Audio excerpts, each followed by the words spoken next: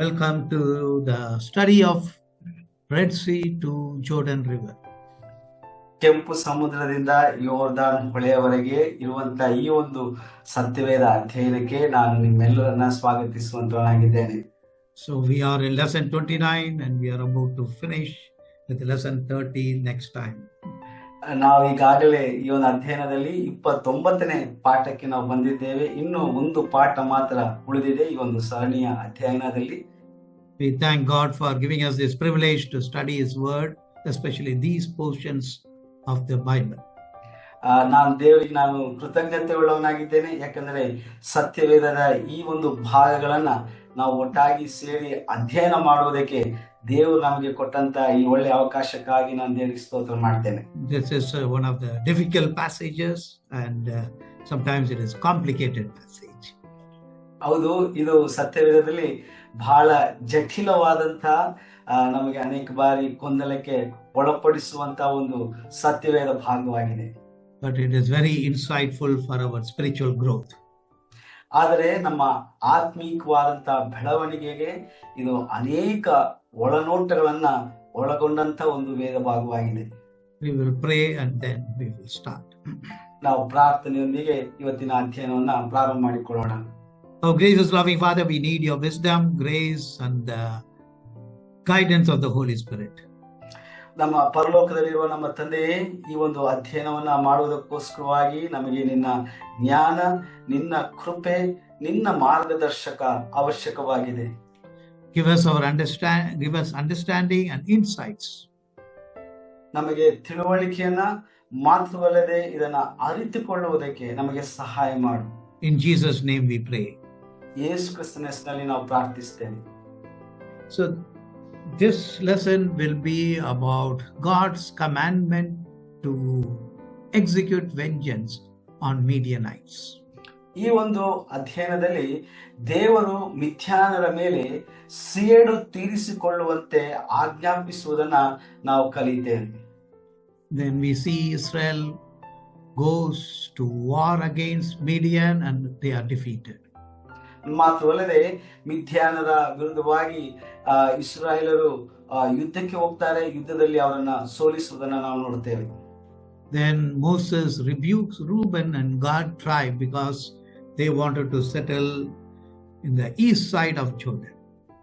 ಮಾತ್ರವಲ್ಲದೆ ಮೋಶೆ ರೂಬೇನ್ ಮತ್ತು ಗಾದ್ ಗೋತ್ರದವರನ್ನ ಗದರಿಸ್ತಾನೆ. ಯಾಕಂದ್ರೆ ಅವರು ಈ ಒಂದು ಯೋರ್ದಾನ್ ನದಿಯ ಈಶಾನ್ಯ ದಿಕ್ಕಿನಲ್ಲಿ ಅವರು ನೆಲೆಗೊಳ್ಳುವುದಕ್ಕೋಸ್ಕರವಾಗಿ ಒಂದು ಹೋರಾಟವನ್ನು ಮಾಡುವುದನ್ನು ನಾವು ನೋಡ್ತೇವೆ. The tribes and Moses reach an agreement. That is Reuben, Gad tribe and Moses reach an agreement. ಹೀಗೆ ನಾವು ನೋಡ್ತೇವೆ.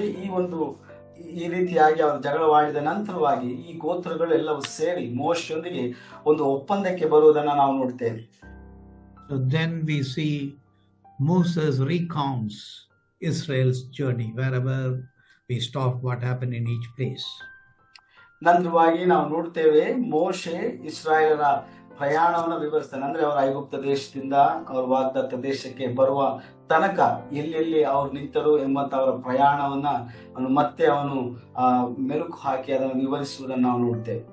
It is a review of 40 years. ಹೆಚ್ಚು ಕಡಿಮೆ 40 ವರ್ಷಗಳ ಕಾಲ ಅವ್ರು ಮಾಡಿದಂತ ಪ್ರಯಾಣವನ್ನ ಮತ್ತೆ ಒಮ್ಮೆ ಹಿಂದೆ ನೋಟಕ್ಕೆ ಅವರ ಆತ್ಮಾವಲೋಕನ ಮಾಡುವುದನ್ನು ನಾವು ನೋಡುತ್ತೇವೆ. The Midianites were nomadic people closely aligned with Moab. ಇಲ್ಲಿ ನಾವು ನೋಡ್ತೇವೆ ಮಿದ್ಯಾನರು ಇವರು ಒಂದು ಅಲೆಮಾರಿ ಜೀವನವನ್ನ ಮಾಡಿದಂತ ಒಂದು ಜನಾಂಗವಾಗಿದ್ದು. God commanded Israel to attack and destroy Midianites. ಆದರೆ ದೇವರು ಇಸ್ರಾಯೇಲರಿಗೆ ಆಜ್ಞಾಪಿಸ್ತಾನೆ ಈ ಮಿದ್ಯಾನರ ಮೇಲೆ ದಾಳಿ ಮಾಡಿ ಅವರನ್ನ ನಿರ್ನಾಮ ಮಾಡಬೇಕು, ಅವರನ್ನ ನಾಶ ಮಾಡಬೇಕು ಎಂಬುದಾಗಿ ಆಜ್ಞಾಪಿಸ್ತಾನೆ. Both they were aligned, Moabites and Midianites, but God was little gracious to Moabites that because Abraham had prayed for Lot. ಹೌದು, ದೇವರು ಇಬ್ಬರನ್ನು ಸಹ ಅಂದ್ರೆ ಮಿದ್ಯಾನರನ್ನ ಮತ್ತು ಮೋವಾಬ್ಯರನ್ನ ನಾಶ ಮಾಡಬೇಕು ಎಂಬುದಾಗಿ ದೇವರು ಆಜ್ಞಾಪಿಸುವುದನ್ನು ನಾವು ನೋಡ್ತೇವೆ. ಆದರೆ ಇದರಲ್ಲಿ ಲೋಟನ ದಯೆಯ ನಿಮಿತ್ತವಾಗಿ, ಅಂದ್ರೆ ದೇವರು ಲೋಟನ ಮೇಲೆ ಇಟ್ಟಂತಹ ಒಂದು ಕೃಪೆಯ ನಿಮಿತ್ತವಾಗಿ ನಾವು ನೋಡುತ್ತೇವೆ ಮೋವಾಬ್ಯರಿಗೆ ಹೆಚ್ಚಿನ ರೀತಿಯಲ್ಲಿ ಆ ದಂಡನೆ ಸಿಕ್ಕಲಿಲ್ಲ ಎಂಬುದಾಗಿ ನಾವು ನೋಡ್ತೇವೆ. So God uses the nation of Israel as his instrument of justice. ಹೀಗೆ ದೇವರು ಇಸ್ರಾಯೇಲರನ್ನ ತಾನು ನ್ಯಾಯ ತೀರ್ಪು ಮಾಡುವುದಕ್ಕೋಸ್ಕರವಾಗಿ ಅವರನ್ನು ತನ್ನ ಉಪಕರಣವಾಗಿ ಸಾಧನವಾಗಿ ಬಳಸಿಕೊಳ್ಳುವುದನ್ನ ನಾವು ನೋಡ್ತೇವೆ. That does not mean that Israelite were higher than or more holier than, more privileged than other people. ನಾವು ಇದನ್ನ ಈ ರೀತಿಯಾಗಿ ತಪ್ಪಾಗಿ ಅರ್ಥ ಮಾಡಿಕೊಳ್ಳಬಾರದು. ಇಸ್ರಾಯೇಲರು ಇತರರಿಗಿಂತ ಪರಿಶುದ್ಧರಾಗಿದ್ದರು ಅಥವಾ ಇವರಿಗಿಂತಲೂ ಇವರು ಉತ್ತಮವಾದ ನೀತಿವಂತರಾಗಿದ್ದರು ಎಂಬುದಾಗಿ ನಾವು ಪರಿಗಣಿಸಬಾರದು. God can punish nations through other nations. ದೇವರು ರಾಷ್ಟ್ರಗಳನ್ನ, ದೇಶಗಳನ್ನ, ಬೇರೆ ಇತರ ದೇಶಗಳನ್ನ ಮೂಲಕವಾಗಿ ಅಥವಾ ಅವರನ್ನು ಬಳಸಿಕೊಂಡು ದೇವರು ತನ್ನ ಶಿಕ್ಷೆಯನ್ನ, ದಂಡನೆಯನ್ನ ಕೊಡುವಂತವನಾಗಿದ್ದಾನೆ. God punished, judged Israel by sending Babylonians against them. ನಾವು ನೋಡ್ತೇವೆ ಇತಿಹಾಸದಲ್ಲಿ ದೇವರು ಬಾಬಿಲೋನಿಯರನ್ನ ಬಳಸಿಕೊಂಡು ಇಸ್ರಾಯೇಲರನ್ನ ನ್ಯಾಯ ತೀರಿಸಿದನು, ಮಾತ್ರವಲ್ಲದೆ ಅವರಿಗೆ ದಂಡನೆಯನ್ನ ನೀಡುವುದನ್ನ ಕಾಣ್ತೇವೆ. God's vengeance means God's justice or God's righteousness is revealed against immoral, idle and unjust Midianites. ಇಲ್ಲಿ ನಾವು ನೋಡ್ತೇವೆ ದೇವರು ಈ ಒಂದು ರೀತಿಯಾಗಿ ತನ್ನ ಸೇಡನ್ನ ತೀರಿಸಿಕೊಳ್ಳುವಾಗ ಅವರು ಈ ಮಿಥ್ಯಾನರು, ನಾವು ನೋಡ್ತೇವೆ ಅವರು ಮುಖ್ಯವಾಗಿ ಅನೈತಿಕವಾದಂತ ವಿಗ್ರಹಾರಾಧನೆ ಮಾಡಿದಂತ, ಮಾತ್ರವಲ್ಲದೆ ಅವರು ಮಾಡಿದ ಎಲ್ಲ ಅನ್ಯಾಯದ ವಿರುದ್ಧವಾಗಿ ದೇವರು ನ್ಯಾಯ ತೀರ್ಪನ್ನು ಮಾಡುವುದನ್ನ ನಾವು ನೋಡ್ತೇವೆ. This was the last assignment given to Moses. ಇದು ಮೋಶೆಗೆ ಕೊಡಲ್ಪಟ್ಟಂತ ಕೊನೆಯ ಜವಾಬ್ದಾರಿಯಾಗಿತ್ತು. So they selected 1,000 people from each tribe. 12,000 was the number of people in the army.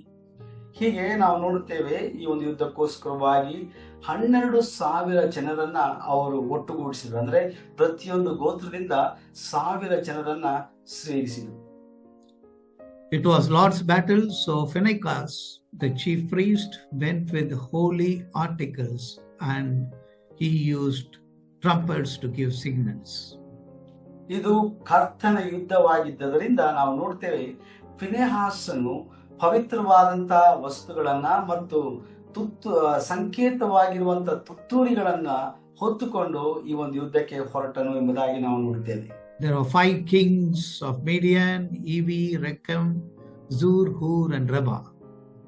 ಮಿದ್ಯಾನದ ಅರಸರಲ್ಲಿ ನಾವು ನೋಡ್ತೇವೆ 5 ಮಂದಿ ಅರಸರನ್ನ ನಾವು ಕಾಣ್ತೇವೆ: ಏವಿ, ರೆಕೆಮ್, ಚೂರ್, ಹೋರ್ ಮತ್ತು ರೆಬಾ.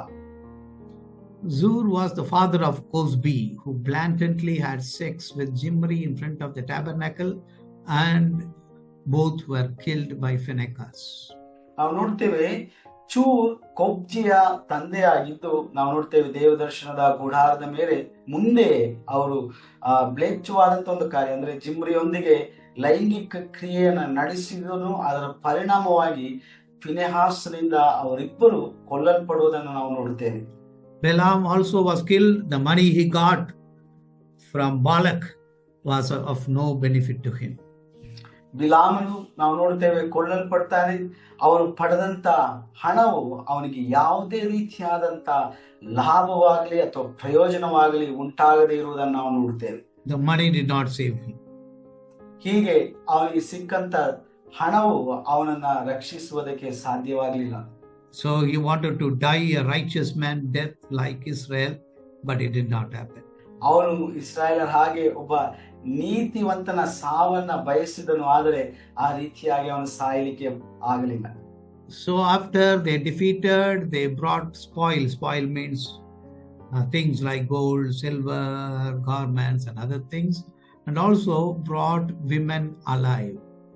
ಹೀಗೆ ಇಸ್ರಾಯೇಲರು ಯುದ್ಧವನ್ನ ಜಯಿಸಿದ ನಂತರ ಅವರು ಯುದ್ಧದಿಂದ ಅವರಿಗೆ ಸಿಕ್ಕಂತ ಲೂಟಿ ಅಥವಾ ಕೊಳ್ಳೆಗಳನ್ನ ಅವರು ತೆಗೆದುಕೊಂಡು ಬರ್ತಾರೆ. ಎಲ್ಲಾ ರೀತಿಯಾದಂತ ಆಸ್ತಿ ಪಾಸ್ತಿಗಳನ್ನ ತೆಗೆದುಕೊಂಡು ದೋಚಿಕೊಂಡು ಬರ್ತಾರೆ, ಲೂಟ್ ಮಾಡಿ ಬರ್ತಾರೆ. ಮಾತ್ರವಲ್ಲದೆ ಅಲ್ಲಿದ್ದಂತಹ ವೈರಿಗಳ ಹೆಣ್ಣು ಮಕ್ಕಳನ್ನು ಸಹ ಸೆರೆಯಾಳುಗಳಾಗಿ ಹಿಡಿದುಕೊಂಡು ಬರುವುದನ್ನು ನಾವು ನೋಡ್ತೇವೆ.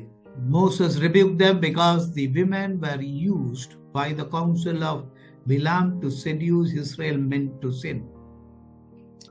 ಆದ್ರೆ ನಾವು ನೋಡ್ತೇವೆ ಮೋಶೆ ಈ ಒಂದು ಕಾರ್ಯವನ್ನ ಖಂಡಿಸುವುದನ್ನ ನಾವು ನೋಡ್ತೇವೆ. ಯಾಕಂದ್ರೆ ಬಿಲಾಮನ ಸಲಹೆಯ ಮೂಲಕವಾಗಿ ಅನ್ಯ ಜನರ ಸ್ತ್ರೀಯರನ್ನ ಬಳಸಿಕೊಂಡು ಇಸ್ರಾಯೇಲ್ ಪುರುಷರನ್ನ ಪಾಪ ಮಾಡುವುದಕ್ಕೆ ಮೋಸಗೊಳಿಸಿದಂತ ಒಂದು ಘಟನೆ ನಾವು ನೋಡ್ತೇವೆ. Moses commanded them to kill all married women and save only young girls.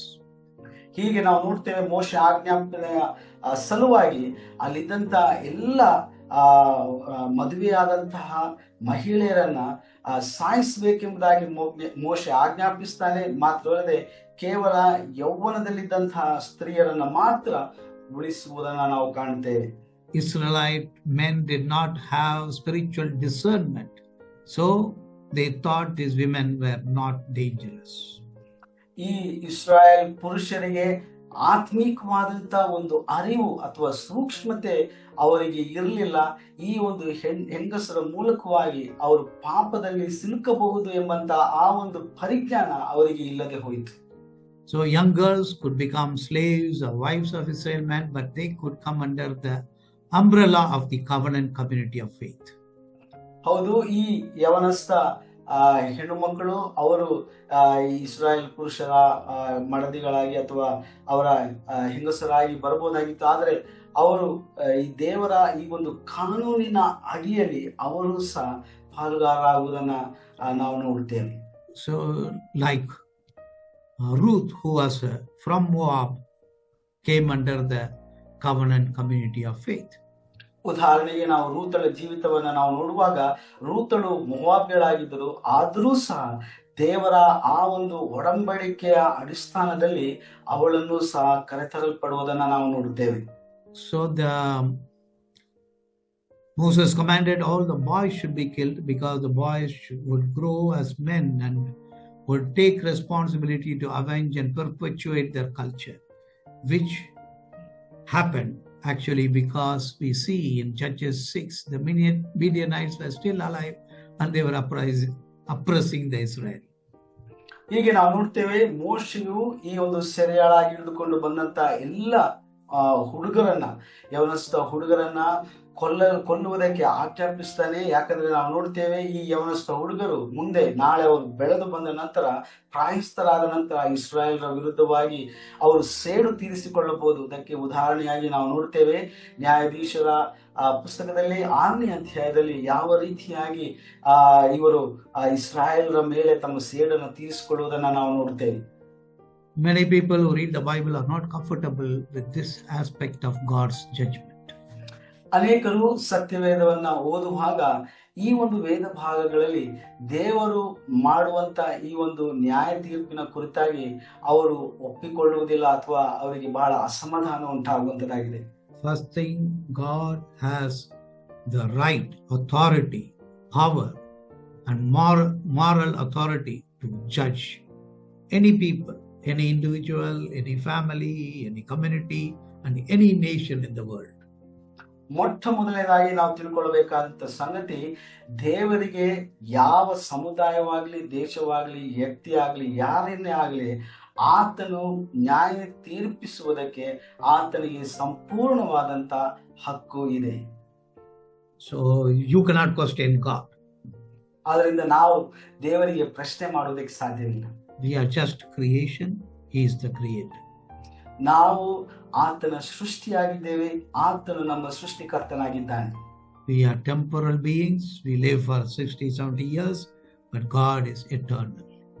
ನಾವು ಕೇವಲ ತಾತ್ಕಾಲಿಕವಾಗಿ ಜೀವಿಸುವಂತವರು 60-70 ವರ್ಷಗಳು ಬಲ ಹೆಚ್ಚಿದರೆ, ಆದರೆ ದೇವರು ನಿತ್ಯತ್ವಕ್ಕೂ ಜೀವಿಸುವಾತನಾಗಿದ್ದಾನೆ.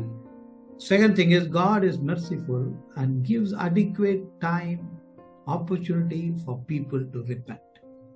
ಎರಡನೇದಾಗಿ ನಾವು ನೋಡುತ್ತೇವೆ, ದೇವರು ಕರುಣಾಮಯಿಯಾಗಿದ್ದಾನೆ. ಆದ್ದರಿಂದ ಜನರು ಪಶ್ಚಾತ್ತಾಪ ಪಟ್ಟು ದೇವರ ಕಡೆಗೆ ತಿರುಗಿಕೊಳ್ಳುವುದಕ್ಕೆ, ಮಾನಸಾಂತರ ಪಡುವುದಕ್ಕೆ ಸಾಕಷ್ಟು ಸಮಯವನ್ನ ಕೊಡುತ್ತಾನೆ. So he is not rash. He is not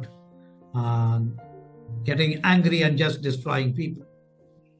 ನಾವು ನೋಡ್ತೇವೆ, ದೇವರು ಬೇಕಾಬಿಟ್ಟಿ ಅಥವಾ ಆತನು ಕೋಪಗೊಂಡು ಆತನಿಗೆ ಮನಸ್ಸೋ ಇಚ್ಛೆ ಬೇಕಾದ ಹಾಗೆ ಆತನು ಜನರನ್ನ ದಂಡಿಸುವವನಲ್ಲ. He gives enough opportunities and he shows his mercy. ಆತನು ಬಹಳಷ್ಟು ತಾಳ್ಮೆಯಿಂದ ಅನೇಕ ತಿದ್ದಿಕೊಳ್ಳುವುದಕ್ಕೆ ಅನೇಕ ಅವಕಾಶಗಳನ್ನ ದೇವರು ಕೊಡುವಂತವನಾಗಿದ್ದಾನೆ. Then God is a righteous judge and his judgment is perfect, complete, and it cannot be compared with any other thing. ಮೂರನೇದಾಗಿ ನಾವು ನೋಡುತ್ತೇವೆ, ದೇವರು ನೀತಿವಂತನಾದಂತ ಒಬ್ಬ ನ್ಯಾಯಾಧೀಶನಾಗಿದ್ದಾನೆ. ಆದ್ದರಿಂದ ನಾವು ಆತನನ್ನ ಬೇರೆ ಯಾವುದಕ್ಕೂ ಹೋಲಿಕೆ ಮಾಡುವುದಕ್ಕೆ ಸಾಧ್ಯವಿಲ್ಲ. ಯಾಕಂದ್ರೆ ಆತನು ಮಾಡುವಂತ ಎಲ್ಲ ತೀರ್ಪುಗಳು ಅದು ನ್ಯಾಯಯುತವುಳ್ಳದ್ದಾಗಿರುತ್ತದೆ. Sometimes God used wicked nations to judge another wicked nation. ಕೆಲವೊಮ್ಮೆ ಒಂದು ದುಷ್ಟ ದೇಶವನ್ನ ನ್ಯಾಯ ತೀರಿಸುವುದಕ್ಕೋಸ್ಕರವಾಗಿ ದೇವರು ಇನ್ನೊಂದು ದುಷ್ಟ ರಾಷ್ಟ್ರವನ್ನ ಬಳಸಿಕೊಳ್ಳುತ್ತಾನೆ. God can use a wicked nation to warn, judge Israel, who is a chosen nation. ನಾವು ನೋಡ್ತೇವೆ, ದೇವರು ಒಂದು ದುಷ್ಟ ರಾಷ್ಟ್ರವನ್ನ ಆಯ್ಕೆ ಮಾಡಿ ತಾನು ಆಯ್ಕೆ ಮಾಡಿದಂತ ಆಯ್ದುಕೊಂಡಂತ ಇಸ್ರಾಯೇಲ್ ದೇಶವನ್ನ ನ್ಯಾಯ ತೀರಿಸಿಕೊಳ್ಳುವುದಕ್ಕೋಸ್ಕರವಾಗಿ ದೇವರು ಬಳಸುವುದನ್ನ ನಾವು ನೋಡ್ತೇವೆ. God uses their criminal intentions, their wickedness, evil as instruments of justice. ಅನೇಕ ಬಾರಿ ದೇವರು ದುಷ್ಟತನದಿಂದ ಕೂಡಿದಂತ ವ್ಯಕ್ತಿಗಳನ್ನ ಅನೇಕ ಬಾರಿ ತನ್ನ ನ್ಯಾಯ ತೀರ್ಪು ಮಾಡುವುದಕ್ಕೋಸ್ಕರವಾಗಿ ಅವರನ್ನ ಉಪಕರಣಗಳಾಗಿ, ಸಾಧನಗಳಾಗಿ ಬಳಸುವುದನ್ನು ನಾವು ನೋಡ್ತೇವೆ. Instead of sending angels to give judgment, God uses wicked men as his instruments of justice. ದೇವರು ದೇವದೂತರನ್ನ ಕಳುಹಿಸಿ ದಂಡಿಸುವ ಬದಲಾಗಿ ದುಷ್ಟರನ್ನೇ ಬಳಸಿಕೊಂಡು ಆತನು ತನ್ನ ನ್ಯಾಯವಿಧಿಯನ್ನ ಮಾಡುವುದನ್ನ ನಾವು ನೋಡ್ತೇವೆ. Judge can choose his own instrument of justice. ನ್ಯಾಯಾಧೀಶನು ತನಗೆ ಬೇಕಾದಂತಹ ಉಪಕರಣಗಳನ್ನ ಬಳಸಿಕೊಂಡು ಆತನು ನ್ಯಾಯ ತೀರಿಸ್ತಾನೆ. After the war, the soldiers should stay outside the camp for 7 days. ಯುದ್ಧವಾದ ನಂತರ ನಾವು ನೋಡುತ್ತೇವೆ, ಎಲ್ಲ ಸೈನಿಕರು 7 ದಿನಗಳ ಕಾಲ ಅವರು ಇಸ್ರಾಯೇಲ್ ಪಾಳ್ಯದ ಹೊರಗೆ ಕಾಯಬೇಕಾಗಿತ್ತು. They should not just come inside the camp and start celebration. ಅವರು ನೇರವಾಗಿ ಯುದ್ಧದಿಂದ ಜಯವನ್ನು ಹೊಂದಿದ ನಂತರ ಈ ಒಂದು ಪಾಳ್ಯದ ಒಳಗೆ ಬಂದು ಅವರು ವಿಜೃಂಭಣೆಯಿಂದ ಅವರು ವಿಜಯವನ್ನ ಅವರು ಆಚರಿಸುವಂತಿಲ್ಲ.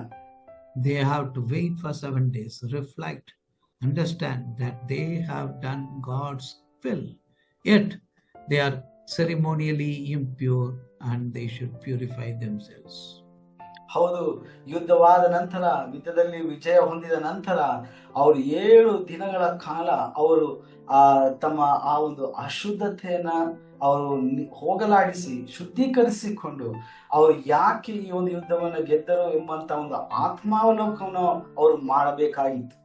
They have to understand that they are not judges, they are just instruments of God's judgment.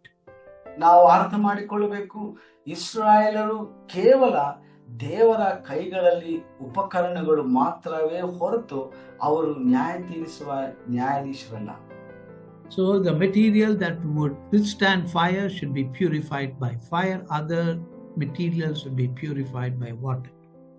ಹೌದು, ಬೆಂಕಿಯ ಮೂಲಕವಾಗಿ ಶುದ್ಧೀಕರಿಸುವಂತ ವಸ್ತುಗಳನ್ನ ಬೆಂಕಿಯಲ್ಲಿ ಪುಟ ಹಾಕಿ ಶುದ್ಧೀಕರಿಸಬೇಕು. ಬೇರೆ ಇತರ ವಸ್ತುಗಳನ್ನ ನೀರಿನ ಮೂಲಕವಾಗಿ ಶುದ್ಧೀಕರಿಸಬೇಕಾಗಿತ್ತು. So the purification by water was done by mixing ashes of red heifer.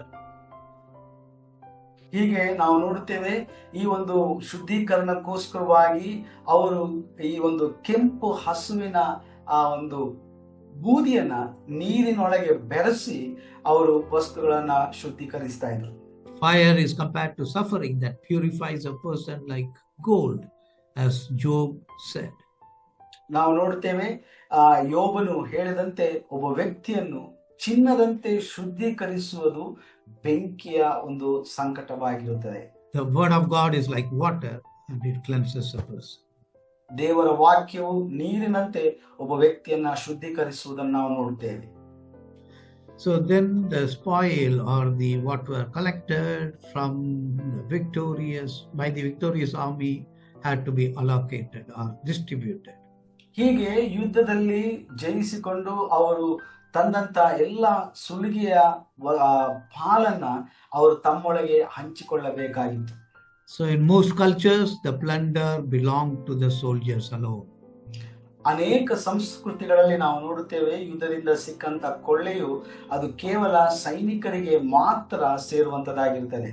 But God commanded that the plunder be divided between the soldiers and the congregation as two parts. ಆದರೆ ದೇವರ ಉದ್ದೇಶದ ಮೇರೆಗೆ ಆಜ್ಞೆ ಮೇರೆಗೆ ಅವರಿಗೆ ಸಿಕ್ಕಂತ ಎಲ್ಲ ಕೊಳ್ಳೆಯ ಐಶ್ವರ್ಯವನ್ನ ಅವರು ಎರಡು ಭಾಗಗಳಾಗಿ ಅದನ್ನು ವಿಂಗಡಿಸಬೇಕಾಗಿತ್ತು. ಒಂದು ಭಾಗ ಸೈನಿಕರು ಮತ್ತು ಇನ್ನೊಂದು ಭಾಗ ಅಲ್ಲಿ ಇದ್ದಂತ ಸಭೆಯವರಿಗೆ ಕೊಡಬೇಕಾಗಿತ್ತು. And a portion was also given to the Lord. ಇದರಲ್ಲಿ ಒಂದು ಭಾಗವನ್ನ ಅವರು ದೇವರಿಗೋಸ್ಕರವಾಗಿಯೂ ಕೊಟ್ಟರು. It is recorded 3,37,500 sheep and 36,000 cattle. ನಾವು ನೋಡ್ತೇವೆ ಸತ್ಯವೇದದಲ್ಲಿ ಇದರ ಸಂಖ್ಯೆಯನ್ನು ದಾಖಲಿಸಲಾಗಿದೆ. 3,37,500 ಕುರಿಗಳು ಮಾತ್ರವಲ್ಲದೆ 36,000 ದನಗಳು. None of the soldiers from the side of Israel died or they were not missing. ನಾವು ನೋಡ್ತೇವೆ ಇಸ್ರಾಯೇಲ್ ಪಾಳ್ಯದಿಂದ ಒಬ್ಬ ಸೈನಿಕನೂ ಸಹ ಸಾವನ್ನಪ್ಪಲಿಲ್ಲ ಅಥವಾ ಅವನು ನಷ್ಟವಾಗಿ ಹೋಗಲಿಲ್ಲ. The military officers gave 16,750 shekels of gold. ಈಗ ನಾವು ನೋಡ್ತೇವೆ ಈ ಒಂದು ಸೈನ್ಯದ ಅಧಿಕಾರಿಗಳು 16,750 ಶೆಕೆಲ್ ಚಿನ್ನವನ್ನ ಅವರು ಕೊಟ್ಟರು. They could have just given 1/2 shekel, but they gave 2.8 times more the minimum amount. ಅವರು ಪ್ರತಿ ವ್ಯಕ್ತಿ ಅರ್ಧ ಶೆಕೆಲನ್ನ ಮಾತ್ರ ಕೊಡ್ಬೋದಾಗಿತ್ತು. ಆದರೆ ಅವರು ಕನಿಷ್ಠ ಮೊತ್ತಕ್ಕಿಂತ ಅಂದ್ರೆ ದೇವರಿಗೆ ಕೊಡಬೇಕಾದಂತ ಕನಿಷ್ಠ ಮೊತ್ತಕ್ಕಿಂತ 2.8 ಪಟ್ಟು ಹೆಚ್ಚಾಗಿ ಅವರು ದೇವರಿಗೆ ಕಾಣಿಕೆಯನ್ನು ಕೊಡುವುದನ್ನು ನಾವು ನೋಡ್ತೇವೆ. If they have half shekel, that means 12,000 soldiers, it would have been only 6,000 shekels. ನಾವು ನೋಡ್ತೇವೆ 12,000 ಸೈನಿಕರಿದ್ರೆ ಅವರು ಅರ್ಧ ಶೆಕೆಲ್ ಕೊಟ್ರೆ ಎಷ್ಟು 6,000 ಶೆಕೆಲ್ ಅಷ್ಟು ಬರ್ತಾ ಇತ್ತು. But they gave 16,750. ಆದರೆ 6,000 ಬದಲಾಗಿ ಅವರು 16,750 ಶೆಕೆಲ್ಗಳನ್ನ ದೇವರಿಗೆ ಕಾಣಿಕೆಯಾಗಿ ಕೊಟ್ಟರು. So that means they were generous in giving to the Lord. ಅದರ ಅರ್ಥ ಅವರು ದೇವರಿಗೆ ಕೊಡುವುದರಲ್ಲಿ ಬಹಳ ಉದಾರಿಗಳಾಗಿದ್ದರು. So after winning this war, the tribe of Reuben and tribe of Gad came and appealed to Moses. ಈ ಒಂದು ಯುದ್ಧವಾದ ನಂತರ ನಾವು ನೋಡ್ತೇವೆ ರೂಬನ್ ಮತ್ತು ಗಾದ್ ಕುಲಗಳು ಅವರು ಎರಡು ಕುಲಗಳು ಬಂದು ಈ ಮೋಶೆಯ ಹತ್ರ ಬಂದು ಅವರು ವಿನಂತಿಸುವುದನ್ನ ನಾವು ನೋಡ್ತೇವೆ. The promised land is beyond Jordan. ಅವರಿಗೆ ಕೊಟ್ಟಂತ ಈ ಒಂದು ವಾಗ್ದತ್ತ ದೇಶವು ಅದು ಯೋರ್ದಾನ್ಗಿಂತ ಬಹಳ ಆಚೆವರೆಗೂ ವಿಸ್ತಾರವಾಗಿ ಅವರಿಗೆ ಕೊಡಲ್ಪಟ್ಟಿತ್ತು. Israel has not entered the promised land. ಇಸ್ರಾಯೇಲರು ಇನ್ನೂ ಆ ಒಂದು ವಾಗ್ದತ್ತ ದೇಶವನ್ನ ಸಂಪೂರ್ಣವಾಗಿ ವಶಪಡಿಸಿಕೊಳ್ಳಲಿಲ್ಲ. So those obstacles of Moabites and Midianites were removed as they were going to enter the promised land. ಹೀಗೆ ತಮ್ಮ ವಾಗ್ದತ್ತ ದೇಶವನ್ನ ಪ್ರವೇಶ ಮಾಡುವುದಕ್ಕಿಂತ ಮುಂಚಿತವಾಗಿ ಅವರಿಗೆ ಅಡ್ಡಗೋಡೆಯಾಗಿ ಬಂದಿದ್ದಂತಹ ಮೋವಾಬ್ಯರನ್ನು ಮತ್ತು ಮಿದ್ಯಾನರನ್ನ ದೇವರು ಅವರ ಮಾರ್ಗದಿಂದ ತೆಗೆದು ಹಾಕುವುದನ್ನು ನಾವು ನೋಡ್ತೇವೆ. So the leaders of Reuben and Gad look at the Transjordan region and they thought it was very good. ಹೀಗೆ ನಾವು ನೋಡ್ತೇವೆ ಈ ರೂಬನ್ ಮತ್ತು ಗಾದ್ ಕುಲದ ನಾಯಕರು ಈ ಒಂದು ಯೋರ್ದಾನ್ ನದಿಯ ಆಚೆ ಬದಿ ಇರುವಂತ ಈ ಒಂದು ಭೂಪ್ರದೇಶ ಟ್ರಾನ್ಸ್ ಜೋರ್ಡನ್ ಎಂಬುದಾಗಿ ಏನು ಕರೀತೇವೆ, ಆ ಒಂದು ಸ್ಥಳವು ತಮ್ಮ ಜಾನುವಾರುಗಳಿಗೆ ಉತ್ತಮವಾದಂತ ಒಂದು ಭೂಮಿಯಾಗಿ ಅವರು ಅದನ್ನ ಕಂಡ್ರು. It was good rainfall and it was fertile. ಆ ಒಂದು ಭೂಪ್ರದೇಶದಲ್ಲಿ ಬಹಳ ಹೆಚ್ಚಿನ ಮಳೆ ಬೀಳ್ತಾ ಇತ್ತು, ಮಾತ್ರವಲ್ಲದೆ ಬಹಳ ಫಲವತ್ತಾದಂತ ಒಂದು ಭೂಮಿಯಾಗಿತ್ತು. For 400 years they were under slavery, 40 years they longed to come to the promised land. Now they want to settle. ಹೀಗೆ 400 ವರ್ಷಗಳ ಕಾಲ ಗುಲಾಮತನದಲ್ಲಿ ಅವರು ಜೀವನ ಕಳೆದರು. 40 ವರ್ಷಗಳ ಕಾಲ ಮರುಭೂಮಿಯಲ್ಲಿ ಪ್ರಯಾಣ ಮಾಡಿದರು. ಈಗ ಅವರು ಬಹಳ ಬೇಗನೆ ವಾಗ್ದಾನ ದೇಶದಲ್ಲಿ ಅವರು ತಮ್ಮ ಬಿಡಾರಗಳನ್ನ ಬಿಟ್ಟು ನೆಲೆಗೊಳ್ಳುವುದಕ್ಕೋಸ್ಕರವಾಗಿ ಹಾತೊರೆಯುತ್ತಾ ಇದ್ರು. They were willing to settle for less and Moses was upset. ಅವರು ಬಹಳ ಸ್ವಲ್ಪಕ್ಕೋಸ್ಕರವಾಗಿ ಅವರು ಒಪ್ಪಂದ ಮಾಡಿಕೊಂಡು ಒಂದು ಈ ಒಂದು ವಿಚಾರದಲ್ಲಿ ಅವರು ತಪ್ಪು ಮಾಡ್ತಾ ಇರೋದನ್ನ ನಾವು ನೋಡ್ತೇವೆ. ಆದ್ರೆ ಮೋಶೆ ಇದನ್ನ ಖಂಡಿಸುವುದನ್ನ ನಾವು ನೋಡ್ತೇವೆ. So Moses recollected how the previous generation, because of unbelief, could not enter the promised land. ಹೀಗೆ ನಾವು ನೋಡ್ತೇವೆ, ಮೋಶೆ ಮತ್ತೆ ಅವರಿಗೆ ನೆನಪು ಮಾಡ್ತಾನೆ ಯಾವ ರೀತಿಯಾಗಿ ಹಿಂದಿನ ತಲೆಮಾರಿನವರು ಅವರ ಅಪನಂಬಿಕೆ ನಿಮಿತ್ತವಾಗಿ ವಾಗ್ದತ್ತ ದೇಶವನ್ನ ಕಾಣದೆ ಹೋದರು, ಪ್ರವೇಶ ಮಾಡದೆ ಹೋದರು ಎಂಬುದನ್ನ ನೆನಪಿಸ್ತಾನೆ. Only Caleb and Joshua were eligible to enter the promised land. ಕೇವಲ ಕಾಲೇಬ್ ಮತ್ತು ಯೋಶುವರು ಮಾತ್ರ ಈ ಒಂದು ವಾಗ್ದತ್ತ ದೇಶವನ್ನ ಪ್ರವೇಶ ಮಾಡುವುದನ್ನು ನಾವು ನೋಡ್ತೇವೆ.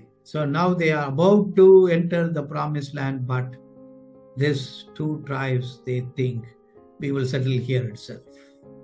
ಹೀಗೆ ಇಸ್ರಾಯೇಲರು ಇನ್ನೇನು ವಾಗ್ದತ್ತ ದೇಶವನ್ನ ಪ್ರವೇಶ ಮಾಡುವುದಕ್ಕೆ ಅವರು ಮುಂದಾಗಿದ್ರು. ಆದ್ರೆ ಈ 2 ಗೋತ್ರಗಳು ನಾವು ವಾಗ್ದತ್ತ ದೇಶವನ್ನು ಪ್ರವೇಶ ಮಾಡದೆ ಇಲ್ಲೇ ಅದರ ಹೊರಗಡೆನೆ ಅವರು ಬಿಡಾರ ಬಿಟ್ಟುಕೊಂಡು ಜೀವಿಸ್ತೇವೆ ಎಂಬುದಾಗಿ ತೀರ್ಮಾನಿಸಿದರು.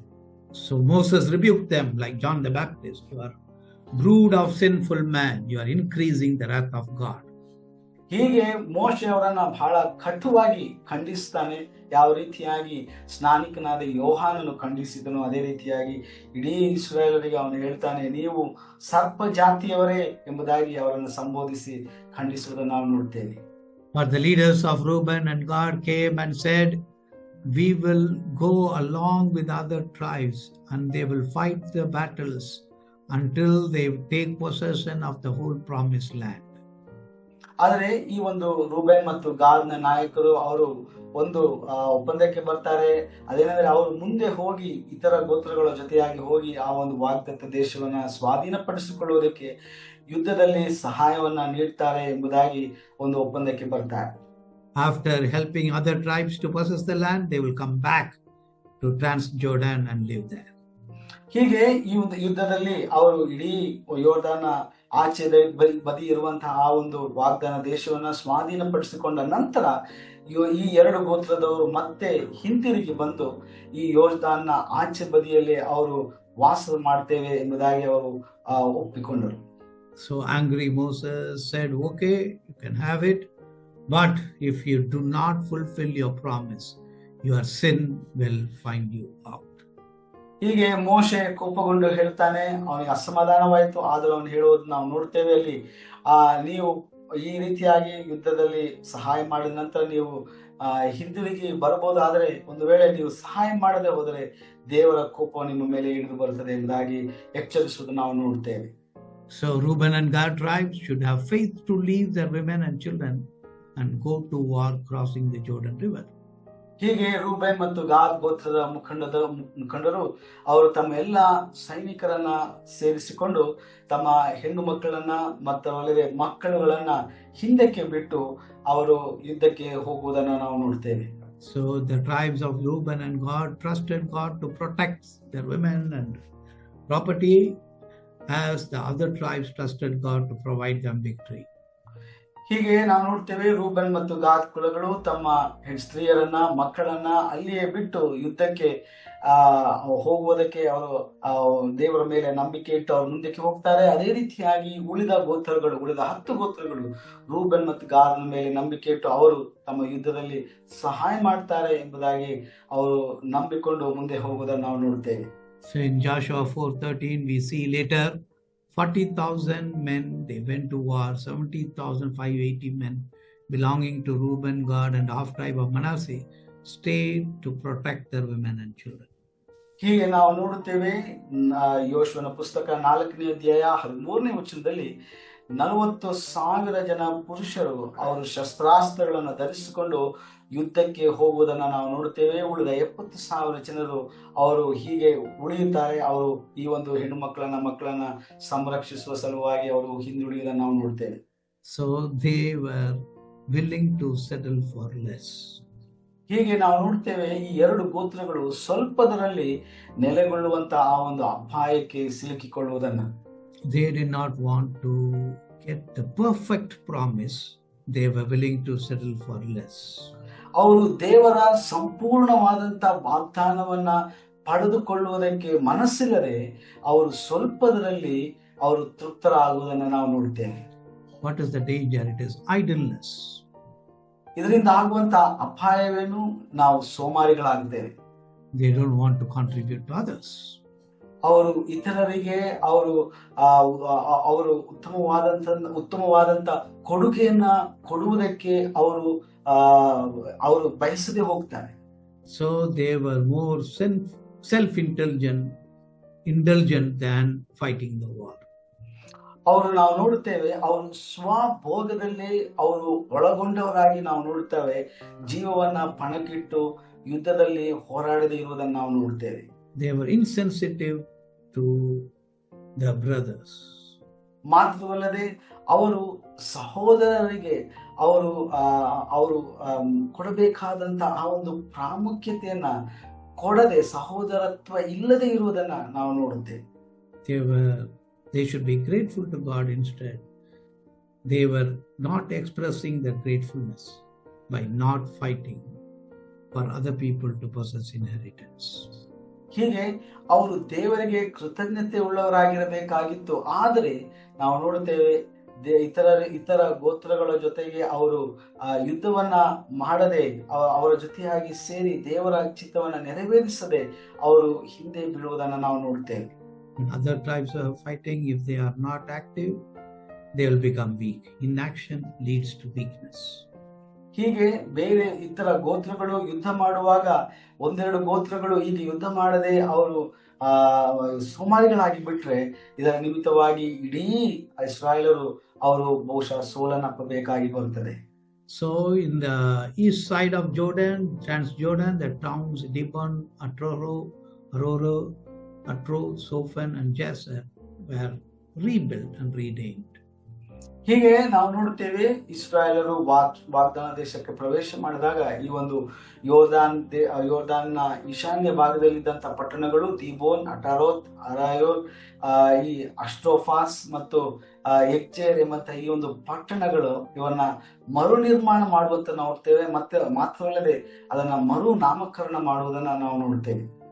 So seeing Reubenites and that tribe of Gad, half tribe of Manasseh and Benjamin, they also joined and they settled in East Jordan. ಹೀಗೆ ರೂಬೇನ್ ಮತ್ತು ಗಾದ್ ಕುಲಗಳು ಮಾಡಿದನ್ನ ನೋಡಿ ಈ ಮನಾಸೆಯ ಅರ್ಧ ಕುಲವು ರೂಬೇನ್ ಮತ್ತು ಬೆನ್ಯಾಮೀನರನ್ನ ಸೇರಿಸಿಕೊಂಡು ಯೋರ್ದಾನ್ನ ಪೂರ್ವದಲ್ಲಿ ಅವರು ಸಹ ಬೀಡು ಬಿಡುವುದನ್ನ ನಾವು ನೋಡ್ತೇವೆ. So the clan of Machir, the son of Manasseh, went to Gilead and took possession of it, and they settled in east of Jordan. ಹೀಗೆ ಮನಾಸೆಯ ಮಗನಾದ ಮಾಕೀರನ ಕುಲದವರು ಗಿಲ್ಯಾದಿನ ಮೇಲೆ ಹೋಗಿ ಅದನ್ನು ವಶಪಡಿಸಿಕೊಂಡು ಯೋರ್ದಾನ್ನ ಪೂರ್ವದಲ್ಲಿ ನೆಲೆಸುವುದನ್ನು ನಾವು ನೋಡ್ತೇವೆ. So Moses reviews the journey. ಹೀಗೆ ನಾವು ನೋಡ್ತೇವೆ ಮೋಶೆಯು ಅವನು ಹಾದು ಬಂದಂತ ಆ ಒಂದು ದಾರಿಯನ್ನು ಅಂದ್ರೆ ಪ್ರಯಾಣವನ್ನ ಮತ್ತೆ ಅವನು ವಿಮರ್ಶಿಸುವುದನ್ನ ನಾವು ನೋಡ್ತೇವೆ. So in 40 years they stayed in 42 places. ಹೀಗೆ 40 ವರ್ಷಗಳಲ್ಲಿ 42 ಸ್ಥಳಗಳಲ್ಲಿ ಅವರು ಬೀಡು ಬಿಡುವುದನ್ನು ನಾವು ನೋಡ್ತೇವೆ. So they started from Ramesses, a city in Egypt, to the plains of Moab. ಹೀಗೆ ಐಗುಪ್ತ ದೇಶದಲ್ಲಿದ್ದಂತ ಒಂದು ಪಟ್ಟಣ ರಾಮೆಸೆಸ್ ನಿಂದ ಪ್ರಾರಂಭ ಮಾಡಿ ಮೋವಾಬಿನ ಬಯಲು ಪ್ರದೇಶದವರೆಗೆ ಅವರು ಪ್ರಯಾಣ ಮಾಡುವುದನ್ನು ನಾವು ನೋಡ್ತೇವೆ. The people who left Egypt were not alive. This is a new generation that was born in the wilderness. ಹೀಗೆ ಐಗುಪ್ತದಿಂದ ಹೊರಟು ಬಂದಂತ ಆ ಒಂದು ತಲೆಮಾರು ಈಗ ಕಣ್ಮರೆಯಾಗಿದೆ. ಅವರು ಯಾರು ಉಳಿಯಲಿಲ್ಲ. ಈಗಿರುವಂತ ತಲೆಮಾರು ಅದು ಹೊಸ ತಲೆಮಾರಾಗಿದೆ. Moses wanted the new generation to know the history. ಈ ಒಂದು ಹೊಸ ಪೀಳಿಗೆಯು ಹಿಂದಿನ ಚರಿತ್ರೆಯನ್ನ, ಇತಿಹಾಸವನ್ನ ತಿಳಿದುಕೊಳ್ಳಬೇಕೆಂಬುದಾಗಿ ಮೋಶೆ ಬಯಸಿದನು. So if they fail to learn from history, then they will be forgetful and they will not know what God did for them, and they may be compromising with the enemies. ಹೀಗೆ ಇದು ಚರಿತ್ರೆಯಲ್ಲಿ ನಡೆದಂತ ವಿಷಯಗಳನ್ನ ಅವರು ನೆನಪಿಗೆ ತಂದುಕೊಳ್ಳದೆ ಹೋದರೆ ಅವರು ಮುಂದೆ ಮಾಡಬೇಕಾದಂತ ಯುದ್ಧಗಳಲ್ಲಿ ಅವರು ಒಂದು ವೇಳೆ ಸೋಲನ್ನಪ್ಪುತ್ತಾರೆ. ಅವರು ಕಲಿತಂತ ಪಾಠಗಳನ್ನ ಅವರು ತಿದ್ದುಕೊಂಡು ಮತ್ತೆ ಆ ತಪ್ಪುಗಳನ್ನ ಮಾಡದೆ ಹೋದರೆ ಮತ್ತೆ ಮುಂದೆ ಅವರು ಇನ್ನೂ ಅನೇಕ ಕಡೆಗಳಲ್ಲಿ ಆ ಸೋಲನ್ನ ಎದುರಿಸಬೇಕಾದಂತ ಪರಿಸ್ಥಿತಿಗಳು ಉಂಟಾಗುತ್ತದೆ. Today we see Christians in India do not know the history, the contribution of missionaries. ಇವತ್ತು ನಾವು ನೋಡುತ್ತೇವೆ ಭಾರತದಲ್ಲಿರುವಂತಹ ಅನೇಕ ಕ್ರೈಸ್ತರು ಹಿಂದೆ ಅನೇಕ ಭಕ್ತರು ನಮ್ಮ ಭಾರತ ದೇಶಕ್ಕಾಗಿ ಕೊಟ್ಟಂತ ಕೊಡುಗೆಗಳನ್ನ ಅದರ ಕುರಿತಾದಂತಹ ವಿಚಾರಗಳನ್ನ ಅವರು ಚಿಂತನೆ ಮಾಡುವುದಿಲ್ಲ ಅಥವಾ ಅದನ್ನು ಅವರು ನೆನಪಿಸಿಕೊಳ್ಳುವುದಿಲ್ಲ. The contribution for education, contribute in the field of medicine, and contribution in the field of law, sports, in every sphere, missionaries have contributed. ಭಾರತಕ್ಕೆ ಭೇಟಿ ಮಾಡಿದಂತ ಅನೇಕ ಮಿಷನರಿಗಳು ಅದು ವೈದ್ಯಕೀಯ ರಂಗದಲ್ಲಾಗಿರಬಹುದು ಅಥವಾ ವಿದ್ಯಾಭ್ಯಾಸದ ವಿದ್ಯಾ ಕೇಂದ್ರಗಳಲ್ಲಾಗಿರಬಹುದು ಅಥವಾ ಕ್ರೀಡೆಗಳಲ್ಲಾಗಿರಬಹುದು, ಈ ರೀತಿಯಾಗಿ ಸಮಾಜದ ಅನೇಕ ಕ್ಷೇತ್ರಗಳಲ್ಲಿ ಅವರು ಮಾಡಿದಂತ ಕೊಡುಗೆಗಳಾಗ್ಲಿ, ಅವರು ಕೊಟ್ಟಂತ ಈ ಒಂದು ಕೊಡುಗೆಗಳನ್ನ ಅವರು ಅದನ್ನ ಸೂಕ್ಷ್ಮವಾಗಿ ಅದನ್ನ ಪರಿಗಣಿಸದೆ ಹೋಗ್ತಾರೆ ಅಥವಾ ಅದರ ಕುರಿತಾಗಿ ಹೆಚ್ಚು ಪ್ರಾಮುಖ್ಯತೆಯನ್ನು ನೀಡದೆ ಹೋಗುವುದನ್ನು ನಾವು ನೋಡ್ತೇವೆ. Today, Christian teenagers, young people, and who are active in social media do not know their history. ಇವತ್ತು ಬಹಳಷ್ಟು ಕಾರ್ಯರೂಪದಲ್ಲಿ ಇರುವಂತಹ ಯವನಸ್ಥರು, ವಿಶೇಷವಾಗಿ ಸಾಮಾಜಿಕ ಜಾಲತಾಣಗಳಲ್ಲಿ ಬಹಳ ಚುರುಕಾಗಿ ಚಟುವಟಿಕೆಗಳನ್ನು ಮಾಡುವಂತ ಯವನಸ್ಥರಿಗೆ ಕೂಡ ಈ ಒಂದು ನಮ್ಮ ದೇಶದ ಇತಿಹಾಸದಲ್ಲಿ ಈ ಮಿಷನರಿಗಳು ಕೊಟ್ಟಂತ ಕೊಡುಗೆಗಳ ಗೊತ್ತಾಗಿರುವಂತ ಒಂದು ಪರಿಜ್ಞಾನ ಅವರಲ್ಲಿ ಕಾಣದೇ ಇರುವುದನ್ನು ನಾವು ನೋಡ್ತೇವೆ. So fake stories, false stories are spreading against Christians in the digital world. ಆದ ಕಾರಣ ಈ ಒಂದು ಡಿಜಿಟಲ್ ಯುಗದಲ್ಲಿ ಈ ಒಂದು ಡಿಜಿಟಲ್ ಜಾಲತಾಣಗಳ ಮೂಲಕವಾಗಿ ಅನೇಕ ಸುಳ್ಳು ಕಥೆಗಳು, ಸುಳ್ಳು ಪುರಾವೆಗಳು ಹರಡುತ್ತಾ ಇರುವುದನ್ನ, ಕ್ರೈಸ್ತರಿಗೆ ವಿರುದ್ಧವಾಗಿ ಹರಡುತ್ತಾ ಇರುವುದನ್ನು ನಾವು ನೋಡ್ತೇವೆ. So Moses wanted the new generation to know the history. ಆದ ಕಾರಣ ಮೋಶೆ ಬಹಳ ಪ್ರಾಮುಖ್ಯವಾಗಿ ಈ ಹೊಸ ತಲೆಮಾರು ಅವರು ಇಸ್ರಾಯೇಲ್ರ ಚರಿತ್ರೆಯನ್ನ ತಿಳಿದುಕೊಳ್ಳಬೇಕೆಂಬುದಾಗಿ ಅವನು ಬಯಸ್ತಾನೆ. So there are 42 places, 24 are mentioned in Exodus, the Numbers, Deuteronomy.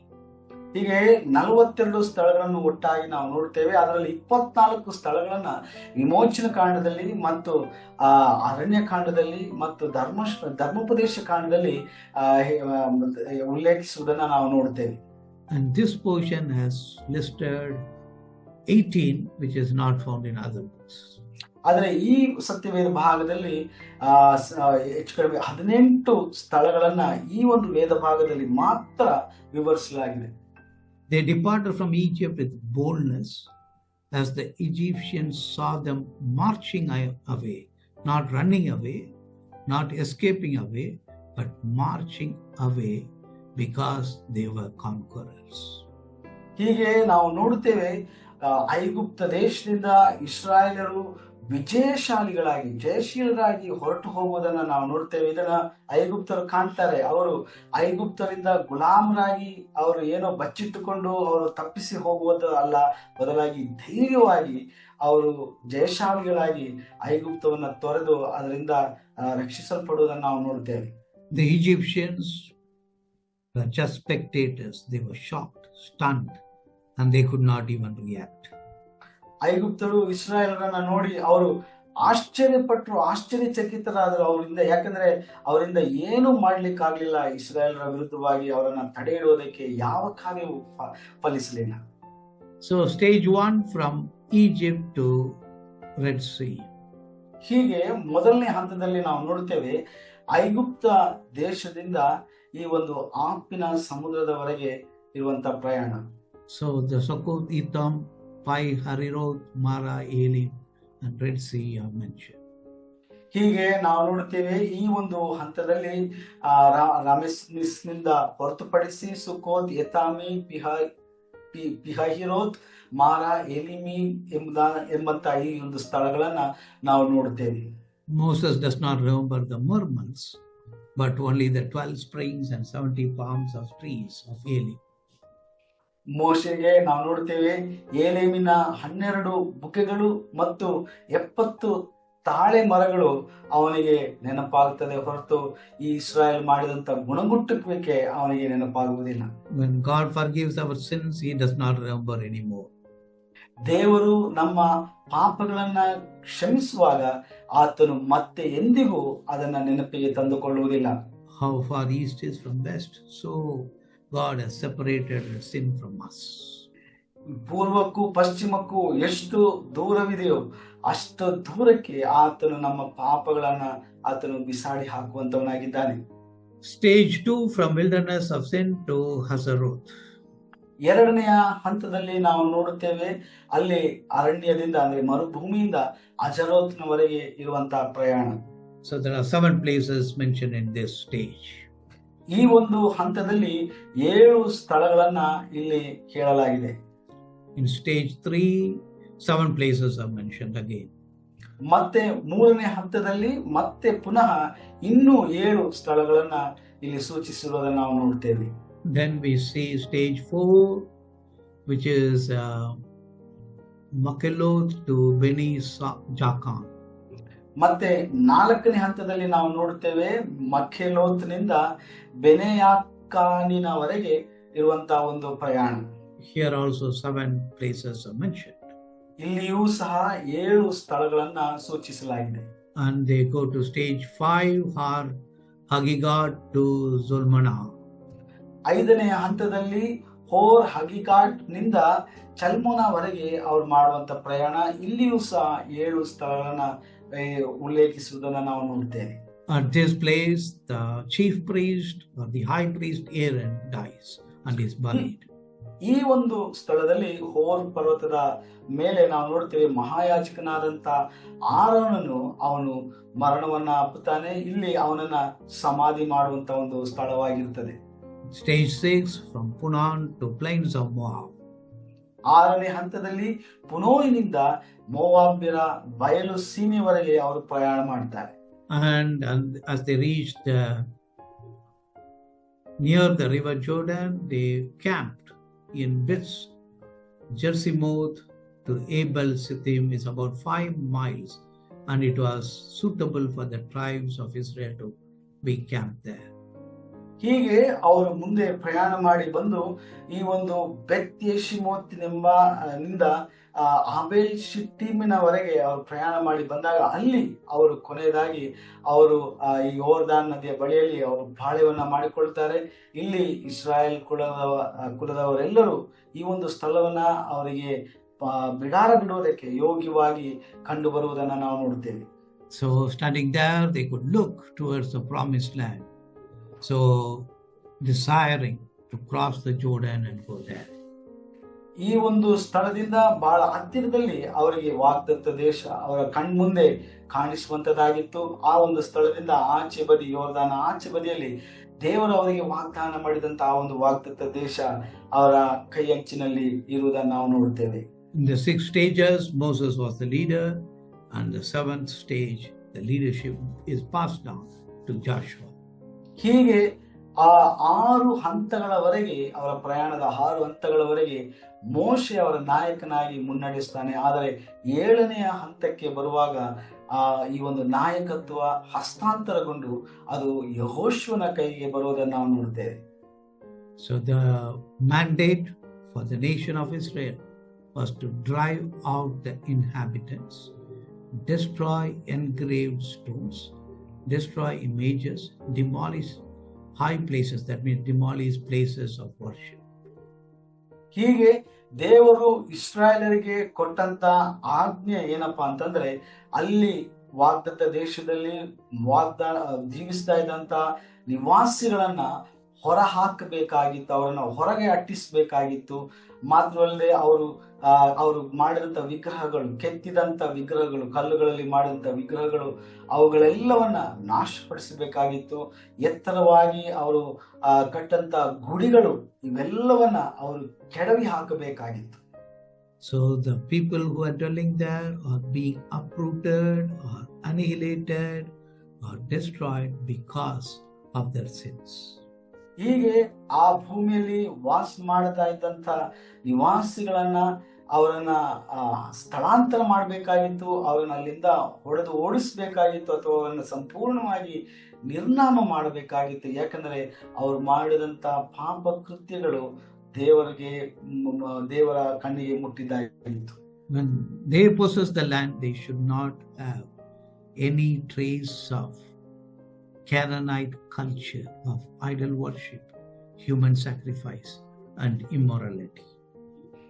ಮಾತ್ರವಲ್ಲದೆ ಇಸ್ರಾಯೇಲರು ಆ ಒಂದು ಕಾನಾನ್ಯರ ಭೂಮಿಯನ್ನ ಸ್ವಾಧೀನಪಡಿಸಿಕೊಂಡ ನಂತರ ಇಸ್ರಾಯೇಲರು ಈ ಒಂದು ಕಾನಾನ್ಯರ ಆಚಾರ ವಿಚಾರಗಳಾಗ್ಲಿ, ಅವರ ಸಂಸ್ಕೃತಿಗಳಾಗ್ಲಿ, ಅವರ ವಿಗ್ರಹಾರಾಧನೆ ಆಗಲಿ, ನರಬಲಿಗಳಾಗ್ಲಿ, ಮಾತ್ರವಲ್ಲದೆ ಅವರ ಅನೈತಿಕವಾದಂತಹ ಒಂದು ಸಂಸ್ಕಾರಗಳಾಗ್ಲಿ, ಇವ್ಯಾವುದು ಇಸ್ರಾಯೇಲರೊಳಗೆ ಪ್ರವೇಶಿಸಬಾರ್ದಾಗಿತ್ತು. ಆದ್ರಿಂದ ಅವೆಲ್ಲವನ್ನ ಸಂಪೂರ್ಣವಾಗಿ ಉಳಿಯದೆ ನಿರ್ನಾಮ ಮಾಡಬೇಕೆಂಬುದಾಗಿ ದೇವರು ಆಜ್ಞಾಪಿಸುವುದನ್ನು ನಾವು ನೋಡ್ತೇವೆ.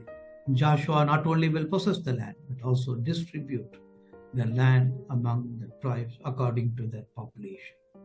ಹೀಗೆ ಯೆಹೋಶುವನು ಆ ಒಂದು ವಾಗ್ದತ್ತ ದೇಶವನ್ನ ಸ್ವಾಧೀನಪಡಿಸಿಕೊಳ್ಳುವುದು ಮಾತ್ರವಲ್ಲದೆ ಅವನು ಆ ದೇಶವನ್ನ ಎಲ್ಲ ಇಸ್ರಾಯೇಲ್ ಗೋತ್ರಗಳಿಗೆ ಸಮನಾಗಿ ಹಂಚಿಕೊಡುವುದನ್ನು ಸಹ ನಾವು ನೋಡ್ತೇವೆ.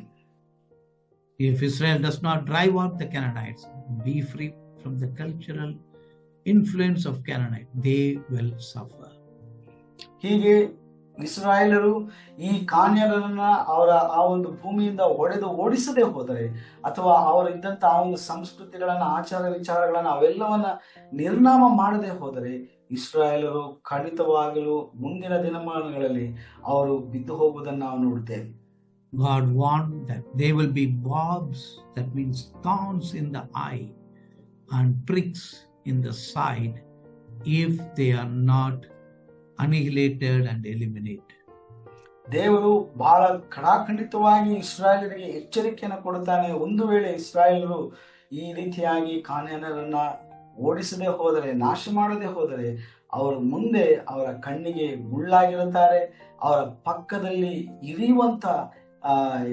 ಇರಿಯುವಂತವರಾಗಿ ಅವರಿಗೆ ಉಪದ್ರವಗಳಾಗಿ ಅವರಿಗೆ ಉಳಿದು ಬಿಡುತ್ತಾರೆ ಎಂಬಂತ ಎಚ್ಚರಿಕೆಯನ್ನು ಕೊಡುವುದನ್ನು ನಾವು ನೋಡ್ತೇವೆ. Israel did not heed to the warning, they were disobedient. ಆದರೆ ಇಸ್ರಾಯೇಲರು ದೇವರ ಈ ಒಂದು ಆಲೋಚನೆಗೆ ಅವರು ಕಿವಿಗೊಡಲಿಲ್ಲ. ಅದರ ನಿಮಿತ್ತವಾಗಿ ಅವರು ಪರಿಣಾಮವನ್ನು ಅನುಭವಿಸಬೇಕಾಗಿ ಬರ್ತದೆ. So only Israel and Judah, they sinned against God and they were rooted out of the land and they were taken into exile. ಹೀಗೆ ನಾವು ನೋಡ್ತೇವೆ, ಮುಂದಿನ ದಿನಗಳಲ್ಲಿ ಇಸ್ರಾಯೇಲ್ ಮತ್ತು ಯಹೂದ ಕುಲದವರು ಅವರು ದೇವರಿಗೆ ವಿರುದ್ಧವಾಗಿ ಪಾಪ ಮಾಡಿದರ ನಿಮಿತ್ತವಾಗಿ, ಕಾನಾನ್ಯರ ಸಂಸ್ಕೃತಿಯನ್ನು ಅನುಸರಿಸಿದರ ನಿಮಿತ್ತವಾಗಿ ಅವರು ದೇಶಭ್ರಷ್ಟರಾಗಿ ದೇವರು ಈ ಒಂದು ವಾಗ್ದತ್ತ ದೇಶದಿಂದ ಇವರಿಬ್ಬರನ್ನು ಸಹ ಹೊಡೆದು ಓಡಿಸುವುದನ್ನು ನಾವು ನೋಡುತ್ತೇವೆ. So we can see in this lesson, God can use war as his justice system. ಹೀಗೆ ಈ ಒಂದು ಅಧ್ಯಯನದಲ್ಲಿ ನಾವು ಕಲಿತುಕೊಳ್ಳುವಂತ ಬಹಳ ಮುಖ್ಯವಾದಂತ ವಿಷಯ, ದೇವರು ನ್ಯಾಯ ತೀರ್ಪಿಗೋಸ್ಕರವಾಗಿ ಯುದ್ಧವನ್ನ ಬಳಸಿಕೊಳ್ಳುತ್ತಾನೆ. And God can use human instruments to execute God's justice. ಮಾತ್ರವಲ್ಲದೆ ದೇವರ ನ್ಯಾಯವಿಧಿಯನ್ನ ಸ್ಥಾಪಿಸುವುದಕ್ಕೋಸ್ಕರವಾಗಿ ಮನುಷ್ಯರನ್ನ ತನ್ನ ಉಪಕರಣವಾಗಿ ಅಥವಾ ಸಾಧನವಾಗಿ ಆತನು ಬಳಸಿಕೊಳ್ಳುವುದನ್ನು ನಾವು ನೋಡ್ತೇವೆ. Then whatever they plundered, they have to purify and they have to destroy certain things. ಹೀಗೆ ನಾವು ನೋಡ್ತೇವೆ, ಅವರು ಸಿಕ್ಕಂತ ಕೊಳ್ಳೆ ಅಥವಾ ಲೂಟಿ ಅದನ್ನ ಶುದ್ಧೀಕರಿಸಬೇಕಾಗಿತ್ತು. ಮಾತ್ರವಲ್ಲದೆ ಕೆಲವನ್ನ ಅವರು ಸಂಪೂರ್ಣವಾಗಿ ನಾಶ ಮಾಡಬೇಕಾಗಿತ್ತು. So we also saw the stages of the journey of Israel from Red Sea to Jordan River. ಮಾತ್ರವಲ್ಲದೆ ಇಸ್ರಾಯೇಲರು ಕೆಂಪು ಸಮುದ್ರದಿಂದ ಯೋರ್ದಾನ್ ಹೊಳೆಯವರೆಗೆ ಇರುವಂತಹ ಅವರ ಪ್ರಯಾಣದ ಅನೇಕ ಹಂತಗಳನ್ನ ನಾವು ಕಲ್ತ್ಕೊಂಡಿದ್ದೇವೆ. And also we were warned, Reuben, Gad, and half tribe of Manasseh settled for less. ಮಾತ್ರವಲ್ಲದೆ ನಮಗೊಂದು ಎಚ್ಚರಿಕೆಯ ಒಂದು ನುಡಿಯೂ ಸಹ ನಮಗೆ ಸಿಗುತ್ತದೆ. ರೂಬೆನ್, ಗಾದ್ ಮತ್ತು ಮನಾಸೆಯ ಅರ್ಧ ಕುಲದವರು ಅವರು ಯಾವ ರೀತಿಯಾಗಿ ಸ್ವಲ್ಪದರಲ್ಲಿ ಅವರು ತೃಪ್ತರಾಗಿ ಆ ಒಂದು ದೇವರ ಸಂಪೂರ್ಣವಾದ ಆಶೀರ್ವಾದವನ್ನು ಪಡೆದುಕೊಳ್ಳದೆ ಅವರು ನಾಶವಾಗುವುದನ್ನು ನಾವು ನೋಡ್ತೇವೆ. We should always desire, pray, and seek all promises of God. We should not settle for less. ಆದ ಕಾರಣ ನಾವು ದೇವರ ಪರಿಪೂರ್ಣವಾದ ಸಂಪೂರ್ಣವಾದಂತಹ ಆಶೀರ್ವಾದಗಳನ್ನ, ಆತನ ಕೊಡುಗೆಗಳನ್ನ ಬಯಸುವಂತವರಾಗಿರಬೇಕು. ಅದಕ್ಕೋಸ್ಕರವಾಗಿ ಆತರದು ಪ್ರಾರ್ಥಿಸುವಂತವರಾಗಿರಬೇಕು. So Moses warned Israel, if they don't possess the land, destroy the culture of the inhabitants, they may fall into sin. And sadly, the nation of Israel did not hear or listen to his warning. ಮಾತ್ರವಲ್ಲದೆ ಮೋಶೆ ಇಸ್ರಾಯೇಲರಿಗೆ ಎಚ್ಚರಿಸುತ್ತಾನೆ, ಒಂದು ವೇಳೆ ಇಸ್ರಾಯೇಲರು ಈ ಒಂದು ಕಾನಾನ್ ದೇಶದಲ್ಲಿ ವಾಸವಾಗಿದ್ದಂಥವರನ್ನ ನಾಶ ಮಾಡದೆ, ಅವರನ್ನು ನಿರ್ಮೂಲ ಮಾಡದೆ, ಅವರ ಸಂಸ್ಕೃತಿಗಳನ್ನ, ಅವರ ಆಚಾರ ವಿಚಾರಗಳನ್ನ, ಇವೆಲ್ಲವುಗಳನ್ನ ಬಿಟ್ಟು ಬಿಡದೆ ಸಂಪೂರ್ಣವಾಗಿ ನಿರ್ನಾಮ ಮಾಡದೆ ಹೋದರೆ ಮುಂದೆ ಅದು ಅವರಿಗೆ ವಿನಾಶಕಾರಿಯಾಗಿರುವಂಥದ್ದು, ಮುಂದೆ ಅವರಿಗೆ ಬಹಳಷ್ಟು ಅಪಾಯಕಾರಿಯಾಗಿ ಅವರು ದೇವರಿಗೆ ಭ್ರಷ್ಟರಾಗಿ ಹೋಗ್ತಾರೆ ಮತ್ತು ಎಚ್ಚರಿಕೆಯನ್ನು ಕೊಡ್ತಾರೆ. ಆದರೆ ಇಸ್ರಾಯೇಲರು ಆ ಒಂದು ಮೋಶೆಯ ಕಿವಿ ಮಾತನ್ನ ಕೇಳದೆ ಹೋಗುವುದನ್ನ ನಾವು ನೋಡುತ್ತೇವೆ. Let us pray. ಪ್ರಾರ್ಥನೆ ಮಾಡಿಕೊಳ್ಳೋಣ. Lord, we pray that give us wisdom to understand that you are righteous and your justice, judgments are perfect. ತಂದೆಯೇ, ನೀನು ನೀತಿವಂತನು, ನೀನು ನ್ಯಾಯಯುತವಾದಂತಹ ಒಂದು ತೀರ್ಪನ್ನ ಕೊಡುವಂತವನಾಗಿದ್ದಿ ಎಂಬಂತ ಸತ್ಯವನ್ನ ನಾವು ತಿಳ್ಕೊಳ್ಳುವುದಕ್ಕೆ ನಮಗೆ ಸಹಾಯ ಮಾಡು. As you led Israel in several stages until they reached Jordan, Lord, you are leading us stage by stage, step by step, according to your divine will and purpose. ಹೌದು ಸ್ವಾಮಿ, ಯಾವ ರೀತಿಯಾಗಿ ಇಸ್ರಾಯೇಲರು ಹಂತ ಹಂತವಾಗಿ ಯೋರ್ದಾನ್ ದಡದ ಆ ಒಂದು ವಾಗ್ದತ್ತ ದೇಶಕ್ಕೆ ತಲುಪಿದರು, ಅದೇ ರೀತಿಯಾಗಿ ನೀವು ಸಹ ನಮ್ಮ ಆತ್ಮಿಕ ಜೀವಿತದಲ್ಲಿ ಅನೇಕ ಹಂತಗಳಲ್ಲಿ ನಮ್ಮನ್ನು ನಡೆಸುತ್ತಾ ಇರುವುದಕ್ಕಾಗಿ ನಾವು ಸ್ತೋತ್ರ ಮಾಡ್ತೇವೆ. Help us to be not like Reuben, Gad, and half Manasseh, who settled for less. Reuben, Gad ಮತ್ತು ಮನಾಸೆ ಅರ್ಧ ಕುಲದವರ ಹಾಗೆ ನಾವು ಸ್ವಲ್ಪದರಲ್ಲಿ ಮಾತ್ರ ತೃಪ್ತಿ ಪಡದೆ ನಮಗೆ ನೀನು ಎಚ್ಚರಿಕೆಯನ್ನು ನೀಡು ಎಂಬುದಾಗಿ ನಾವು ಪ್ರಾರ್ಥಿಸ್ತೇವೆ. As Moses warned, help us not to be corrupted by culture, but be transformation agents of culture. ಹೌದು, ಮೋಶೆಯು ಎಚ್ಚರಿಸಿದ ಹಾಗೆ ಸ್ವಾಮಿ, ಈ ಒಂದು ಸಂಸ್ಕೃತಿಗಳ ಮಧ್ಯದಲ್ಲಿ ನಾವು ಸಿಲುಕಿ ಹಾಕಿಕೊಂಡು ನಮ್ಮನ್ನೇ ನಾವು ಭ್ರಷ್ಟರನ್ನಾಗಿ ಮಾಡದೆ, ನಾವು ನಿನ್ನ ಮಕ್ಕಳಾಗಿ ನಾವು ಸಂಸ್ಕೃತಿಗಳನ್ನ ನಿನ್ನ ಚಿತ್ತಕ್ಕನುಸಾರವಾಗಿ ರೂಪಾಂತರಗೊಳಿಸುವಂತವರಾಗಿ ನಮ್ಮನ್ನು ಬದಲಾಯಿಸುವುದಾಗಿ ನಾವು ಪ್ರಾರ್ಥಿಸ್ತೇವೆ. In Jesus' name we pray. Amen. ಯೇಸು ಕ್ರಿಸ್ತನಲ್ಲಿ ನಾವು ಪ್ರಾರ್ಥಿಸ್ತೇವೆ. ಆಮೆನ್.